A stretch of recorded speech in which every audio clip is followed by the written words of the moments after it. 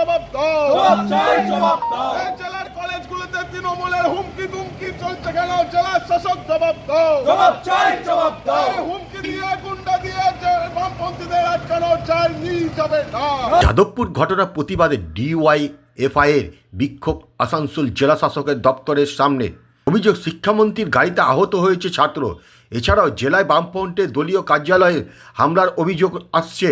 তার প্রতিবাদ জানিয়ে ডিওয়াইএফআই এর পক্ষ থেকে বিক্ষোভ প্রদর্শন করা হয়। বিক্ষোভ হচ্ছে, আপনারা দেখেছেন যে প্রথমে আমাদের রাজ্যের শিক্ষামন্ত্রী তিনি হচ্ছেন যে যাদবপুরে গেছেন, সেখানে প্ররোচনা সৃষ্টি করেছেন। একজন ছাত্র কমরেডকে তার গাড়ি পিষে দিয়েছে, সে চিকিৎসারত অবস্থায় হাসপাতালে ভর্তি। তারপর এই যাদবপুর কাণ্ডকে কেন্দ্র করে গোটা রাজ্য জুড়ে তৃণমূল হচ্ছে যে প্ররোচনা সৃষ্টি করেছে, অরাজকতা সৃষ্টি করেছে।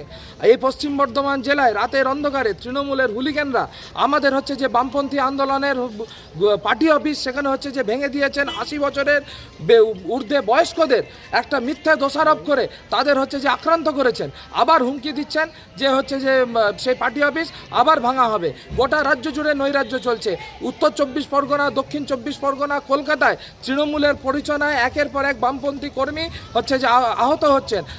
মাইকেল মধুসূদন কলেজ সহ জেলার কলেজগুলোতে সেখানে হচ্ছে যে তৃণমূলের সমর্থিত সংগঠন ছাত্ররা, এমনকি হচ্ছে যে অত্যন্ত দুঃখের সঙ্গে জানাতে হচ্ছে যে প্রফেসররা তারা হচ্ছে যে সেখানে মিছিল করছেন। মিছিল করে হচ্ছে যে মানে ডাক দিচ্ছেন যে হচ্ছে যে ক্যাম্পাস বামপন্থী মুক্ত ক্যাম্পাস করতে হবে। এসএফআই এর স্থান নেই, ডিওয়াইএফআই এর স্থান নেই। গোটা জেলা জুড়ে অবাধে কয়লা চুরি, বালি চুরি, লুট, জোচ্চুরি সমস্ত কিছু চলছে এবং হচ্ছে যে মানুষ জানে না যে কারা এর পিছনে আছে।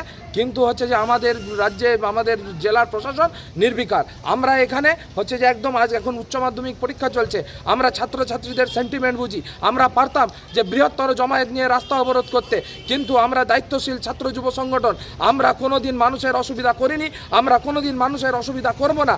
তাই আমরা নীরবে একদম প্রতিনিধিমূলক আমাদের যে দাবি আছে, আমাদের জেলার অভিভাবক, জেলা শাসক তিনি আমাদের জেলার অভিভাবক, আমরা তার কাছে আমাদের দাবি জানাতে এসেছি এবং হচ্ছে যে আমরা আশা রাখছি যে আমাদের এই স্লোগান, আমাদের এই কথা, আমাদের ব্যানার, ফ্ল্যাগ, ফেস্টুন তার চোখে যাবে এবং তিনি নিরপেক্ষভাবে হচ্ছে যে গোটা পশ্চিম বর্ধমান জেলায় দলীয় দল মত নির্বিশেষে ঊর্ধ্বে উঠে তিনি হচ্ছেন যে আইনের শাসন কায়েম করতে সক্ষম হবেন। যদি না হয় তাহলে আগামী দিনে আরও বৃহত্তর আন্দোলনের জন্য এসএফআই, ডিওয়াইএফআই প্রস্তুত আছে। আমরা